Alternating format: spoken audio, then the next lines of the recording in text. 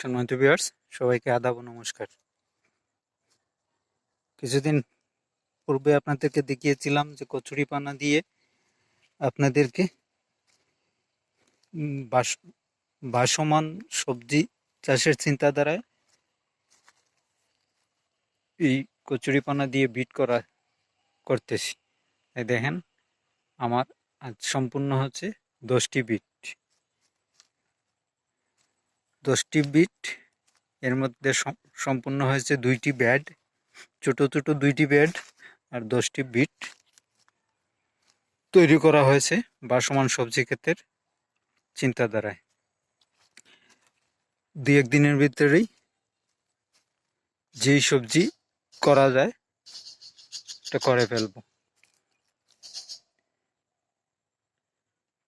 সম্পূর্ণ পানির উপরে কচুরিপানা দিয়ে, প্রত্যেকটা বিট শুধু কচুরিপানা দিয়ে তৈরি করা, আপাতত কিছু দেওয়া হয়নি। 2টি ব্যাট তৈরি করা হয়েছে আর 11টি বিট ওই কোনার মধ্যে আছে একটি, এই যে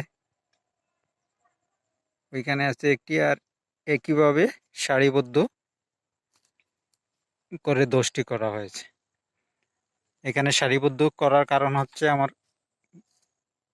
এখানে সারিবদ্ধ করলাম আমার মাচারের সন্নিকটে, একদম মাচার কাছাকাছি আইনা যদি মাচা উঠানের মতো কোনো সবজি ক্ষেত করি, যেমন লাউ, সিম, তাহলে ওই মাচারতেই তুলে দেব।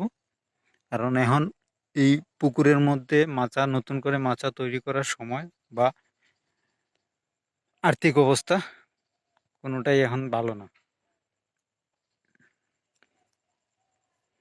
আমার জন্য দোয়া করবেন, আশীর্বাদ করবেন, যাতে ভাসমান এই যে সবজিটাই করি না কেন যাতে সফল হতে পারি।